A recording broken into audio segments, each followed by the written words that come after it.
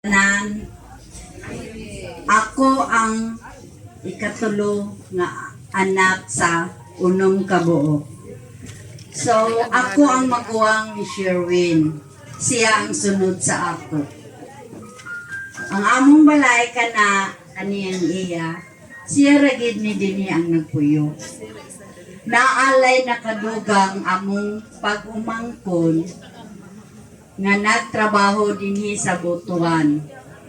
Silang duha. So, most of the day, lakaw siya og 7, muli siya og 7.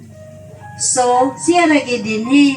Mao na, laag gid siya dinhi, laag dito. Friends dinhi, batches dinhi, mga old friends, and to the most mga loyal friends. Ako since yun niya, friend sa akong brother, friend po ko nila. So, accepted ang kinabuhi sa akong igsuon nga unsa siya nga pagkatao. So, dinita karon sa hitabo sa akong brother. Nasakit na siya. Kami duha ni Chantel, kaning akong pagumangkon, kami duha magsabot-sabot. Actually, wala man mi kwarta. Pero naningkamot ginmi ni Chantel. Si Chantel maugin na'y maghatag sa ako allowance kada adlaw ti bantayi si Angkol. Magbahala maghigda na ko diya sa salog sa hospital. Ako ging giluyuan ang akong igsoon kay warag mawala na magit siya sa akong pananaw. So karon within 8 days sa BMC na ang akong brother naka NGT. Ang NGT supposed to be musod ang pagkaon sa imong lawas. Pero ang iya mugawas ang daot sa iyang tiyan paingon dito sa dextrose.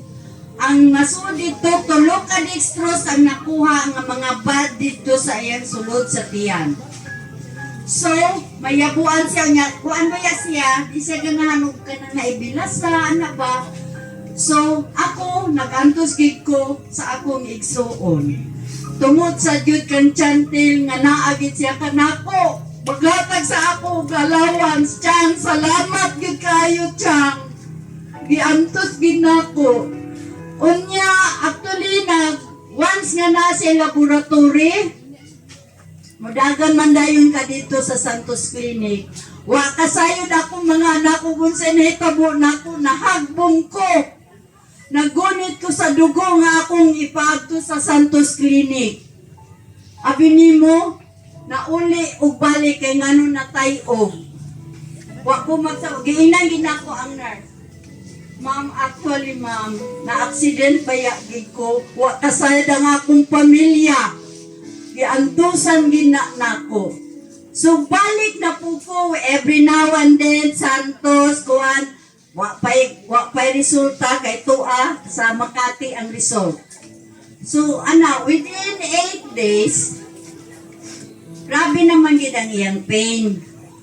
So karon magbuot-buot gyud ko nga why not bring to Davao or Cagayan. Actually ang travel order namo is for Cagayan.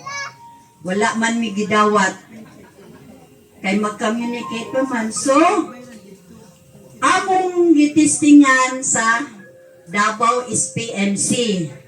Wala mi kasayod kung kinsay among makontak o another Monson family, anak sa akong igsuon niya si Loy. Loy, salamat gud kayo Loy. Ikaw gyud ang naka-communicate from the Doctor of Bayugan to SPMC. Lisod kayo sudla ng SPMC. And then, naghimo na din og travel order on that daghan dayon mo tabang sa imo na request na ambulance. I-prepare na nabo, 9 o'clock, exactly 9:30, lagami sa Davao. Pag-abot na mo sa SPMC, nakurat yun ko, mayroon ka 1,000 ka mga naka-oxygen ng mga tao. Pero ang ingon nila, lisod mo sulod sa SPMC, pero with the God's will, ako ginanggi ampo, diretso rami og sulod. Basta nahilak yung kanapukagrabe no, ang plano kitanan sa Ginoo, gatagang yung kagaan ba, bisag wami kwarta, pero naa sayon lang among paglakaw-lakaw. So, 2 o'clock in the morning, abot mi sa PMC, pagka 5 o'clock in the afternoon, kana dayon gioperahan siya. Nya nami ako mga cousin, so nag-pre-over, and then aya din siya nag-adto sa operating room. Pagka mga 1 o'clock in the morning, nakagawas na siya, so dito siya gidala sa ICU. Pag abot sa ICU, dili ka diretso makasulod, muwat pa ka og day. So, Saturday, nakasulod mi, so maayo pa siya, Weng, kumusta? So, akong giana. So, ulan ni-respond siya. Within 2 days, mga 2 days and 6 hours, ang doktor, niingon na gid sa ako, you have to decide. Kay ang iyang dugo, ang iyang BP is very low. Bisag kung saan nilag injection, di gid siya mutaas. O ang isa pa gyud ang iyang heart na anay clot. So, not knowing akong mga kuan ni gitawagan na ako sa akong buhaton, naamay mo yun nga, dili lang sa te. Naluoy naman ko kay ang iyang pain, grabe na gid kaayo.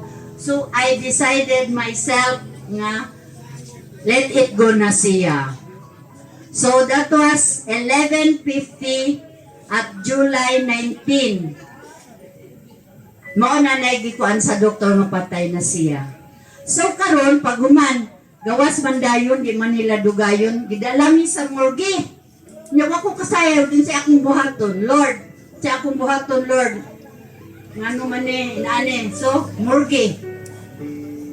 Ako ra dito sa morgue naglingkod na akong pag-umangkon sad si Milton. Milton, how are you? Asa ka?